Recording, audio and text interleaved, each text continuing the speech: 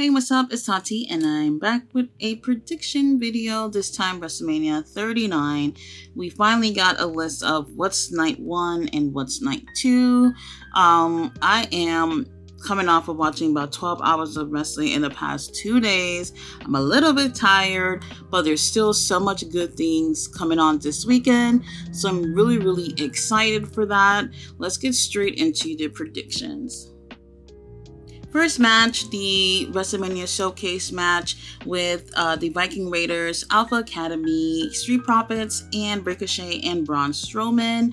I personally would like the Street Profits to win.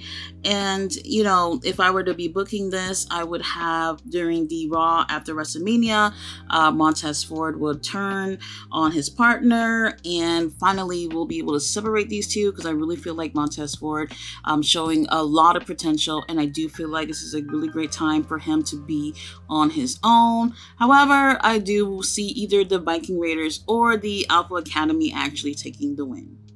Rey Mysterio versus Dominic Mysterio. I think it makes a perfect sense for Dominic to take this win.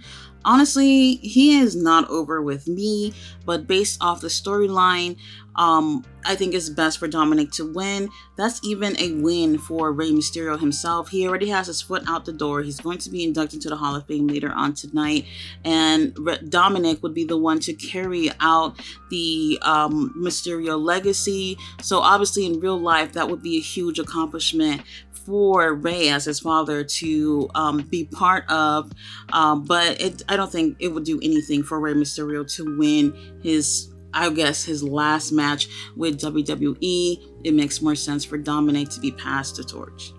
Logan Paul versus Seth Rollins. I personally want to see Seth Rollins win. Matter of fact, I want to see Seth Rollins onto his journey to being champion. I'm really disappointed with how his career has gone.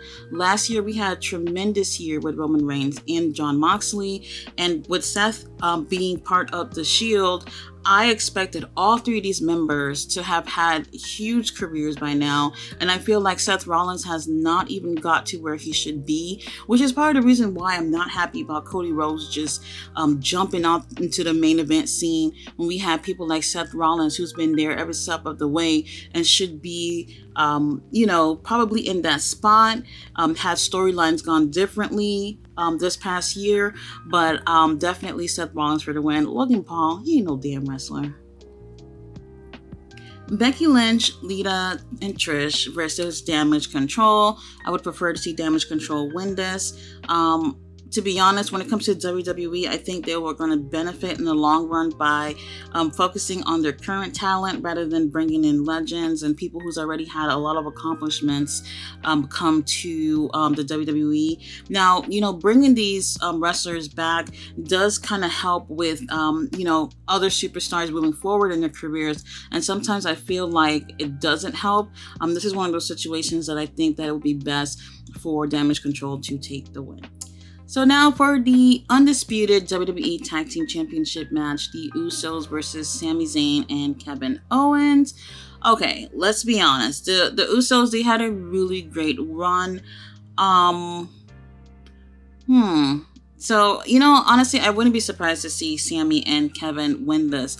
But me personally, I've been kind of wanting to see Kevin betray Sami, so that I'm kind of having in the back of my mind, I kind of hope that happens.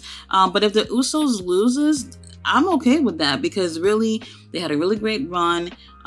They're one of those tag teams that way before they won their first tag team titles, I was really heavily rooting for them to be a really dominant force as far as the tag team go. They've already proven that, but now I think that should be over. So Sami Zayn and Kevin Owens, I do see taking the win.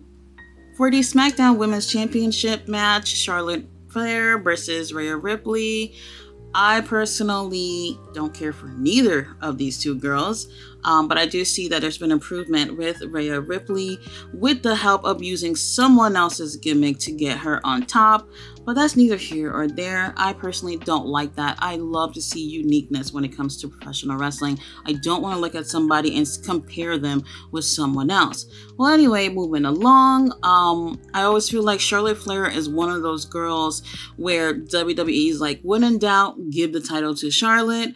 I prefer to see Rhea take this title from her.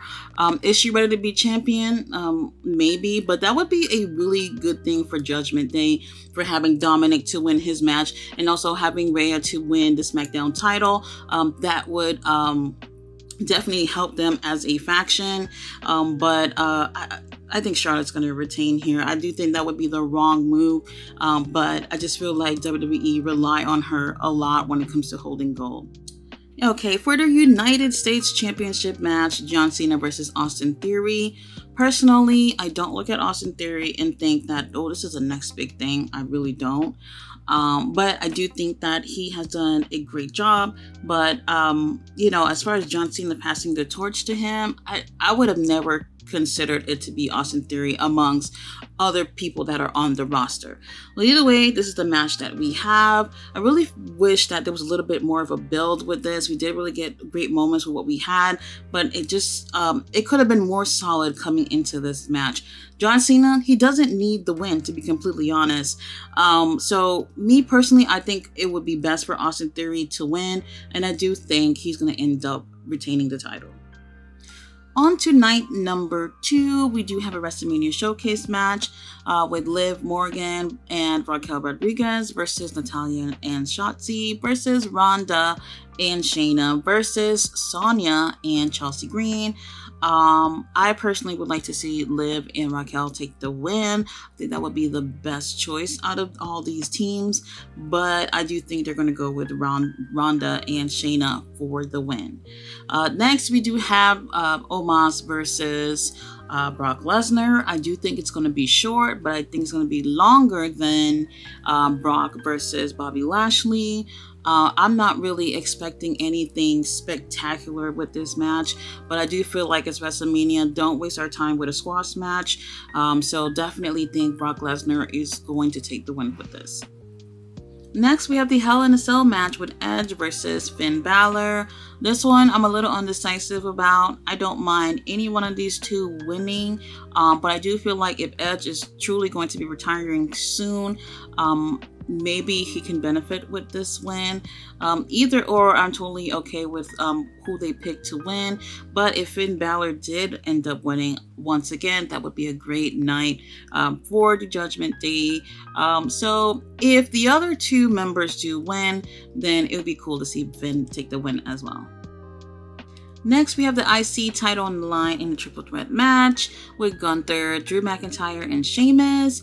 When I think about the future of WWE, I do think about Gunther. I do hope that he retains for this match.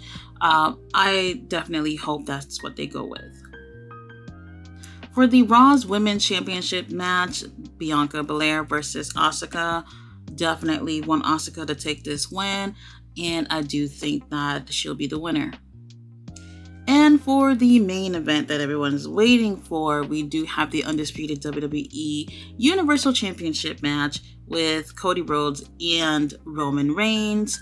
I do not want Cody Rhodes to win this. Honestly, if the Usos don't win, then they need to keep the title on Roman. First of all, he hasn't even made 1,000 days. I actually would like to see him make that. Personally, this should have been Roman versus Sammy. I just don't like how, I mean, people are obviously liking Cody Rhodes or whatever. I'm not a fan of his, that's cool. But I just feel like people are not understanding as far as the storyline goes. Like, where the fuck did Cody Rhodes come from in this story? Like, out of the blue, that is just so crazy to me. Cody Rhodes has been doing interviews talking about why he left AEW and went to WWE, talking about the Rhodes legacy and all that shit. Truth is, nobody cared about you in AEW. He was one of the top guys. He was one of the EVPs. And it seems like no matter what they did to get him over, the fans just didn't want that. So ultimately, that did play a huge role into why he had to leave. And obviously, he felt like it would just be best for him to go back to WWE, where his family has already had a legacy, and he wanted to continue that and, accomplish certain things that he has not gotten a chance to accomplish while he was there. I get that, but tell the fucking truth. You just wasn't over in AEW. So that was definitely one of the biggest factors for you to leave. Like, why stay somewhere where you're just not going over?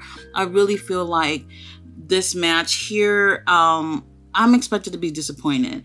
I feel like Cody Rhodes is going to take the win.